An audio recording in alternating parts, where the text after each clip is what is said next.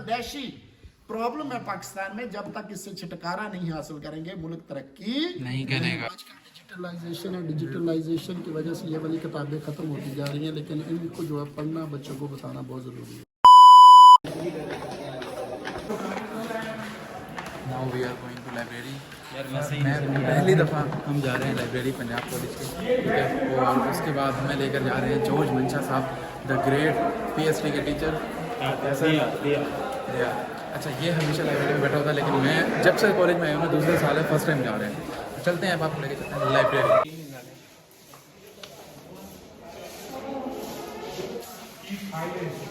Sir वो वाला table पे, उस टेबल पे, उस टेबल पे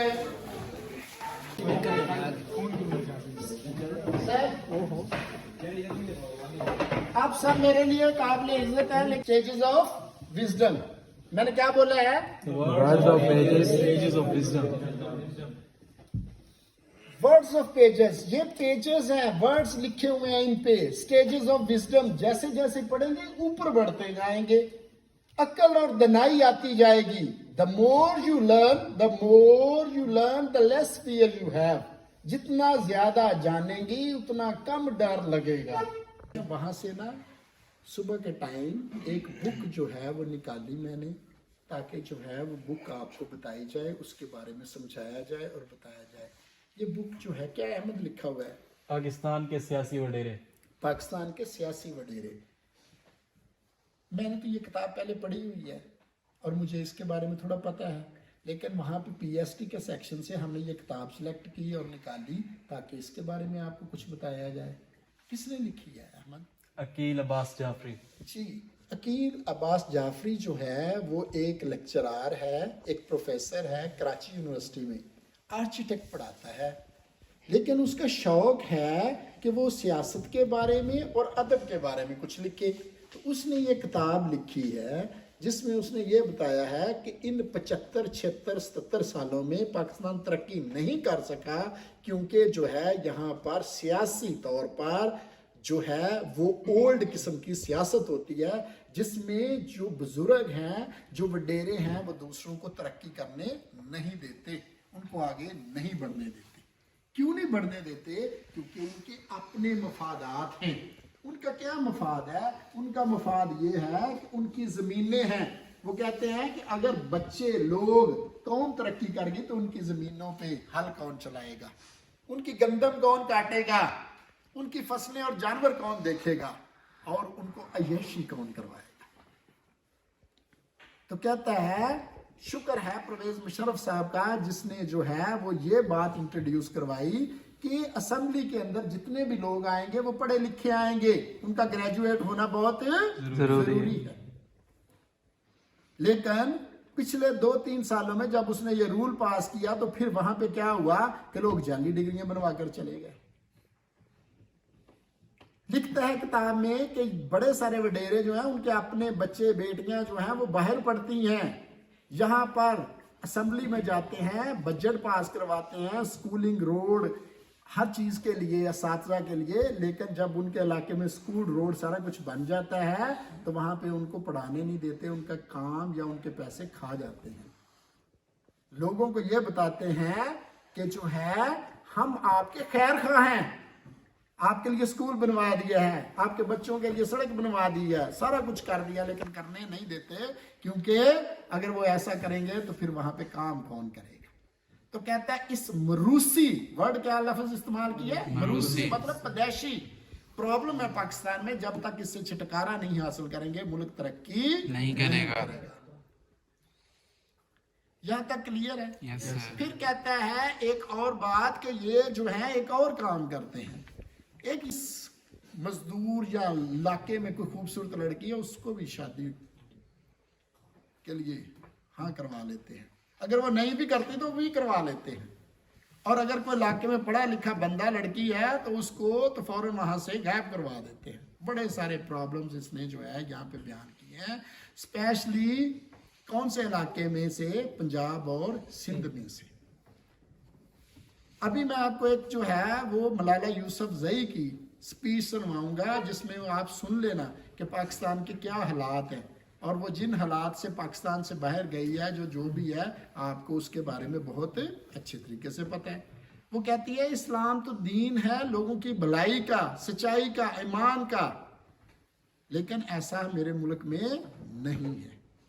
5 वक्त की नमाज पढ़ते हैं लेकिन काम ऐसे नहीं है। आपको दोस्तों इसलिए लाए हैं, समझाया है, बता रहा हूं कि आप इस धरती के बेटे हैं।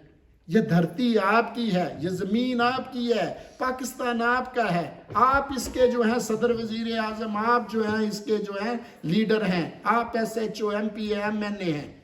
अगर आपने स्टडी अच्छे तरीके से ना की तो फिर क्या करेंगे, कहाँ से लाएंगे, कौन करेगा ये सारा काम? अपने आप को मजबूत करो, अपनी स्टडी में आगे बढ़ो, ताकि जो है हम ये सारा कुछ जो है वो संवार सके। ये जो धरती हमने ली हुई है बड़ी स्ट्रगल से, मेहनत से, वडेरों की वजह से या जिनकी वजह से भी, अब आपका और मेरा टाइम है इसको अच्छे तरीके से संभालने का। जी यहाँ तक क्लियर है? बुक्स को पढ़ें, देखें, हाथ फेरें, जानें। ठीक है, मैंने वहां पे बोर्ड पे एक लफ्ज लिखा है, मास क्या लिखा था? Learn to read, read to learn. जी क्या लिखा था हमने?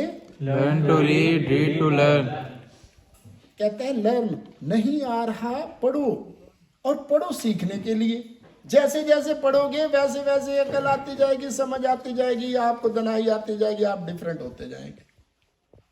तो भाई आपकी मेहरबानी, आप जो है सब ज़हीन फतीन बच्चे हैं। कोई ऐसा दिन हो जब मैंने किसी बच्चे को कहा यार आप तो डफर हैं, आप तो पढ़ नहीं सकते, आप तो निकम्मे हैं, आप तो उल्लू हैं, आप तो जाहिल हैं, किसी दिन कोई बच्चा बता दे। जिस दिन मैं आया हूं मैंने आपको कहा यू आर ब्रिलियंट। सिर्फ अपनी एनर्जी को राइट ट्रैक पे डालें, अपनी सोचों को, अपने काम को सीधे रास्ते पे ले आओ। आप जैसा दुनिया में कोई बच्चा नहीं है। Yes sir. लेकिन क्या करें, तब्दीली ऐसे।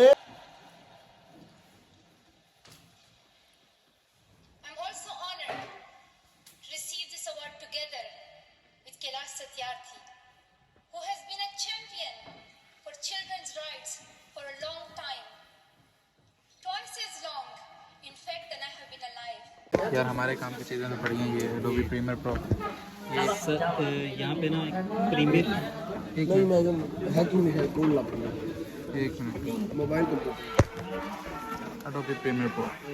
साथ ये भी बुक्स होती हैं, हैं? तो ये भी बुक्स पाई जाती हैं, हमें आपको पता है। सुभान अल्लाह। आई को नहीं पता कैसे रखते हैं। अच्छा, इलस्ट्रेटर की भी बुक है, हर चीज़ की बुक है। खुद छापता है इन्हें। अच्छा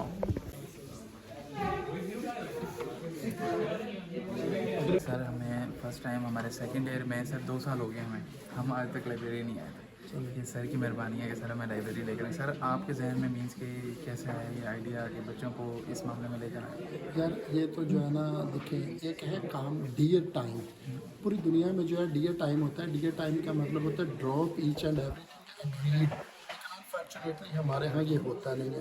तो इसको प्रमोट करने के लिए कि आओ किताब पढ़ें। आजकल डिजिटलाइजेशन है, डिजिटलाइजेशन की वजह से ये वाली किताबें ख़त्म होती जा रही हैं, लेकिन इनको जो है पढ़ना, बच्चों को बताना बहुत ज़रूरी है। सर इस बुक की वजह से ना लक पे जो यकीन है वो चेंज हो गया था। अच्छा ये बुक कहती है कि सक्सेस का सिर्फ एक ही फार्मूला है और वो है हार्ड वर्क। अच्छा इसमें एक चैप्टर है एंजिला डॉक्टर, इसमें एक चैप्टर है एफर्ट काउंट्स ट्वाइस। ये देखिए efforts count twice. Very good यार, मैं भी ये इसको कर देता हूँ।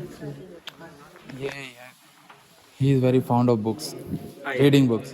तो इंग्लिश सही बोला यार मैंने सही नहीं बोली? सही है यार। हाँ इज फाउंड ऑफ बुक्स। यार साल में पहली दफ़ा हाँ ये है।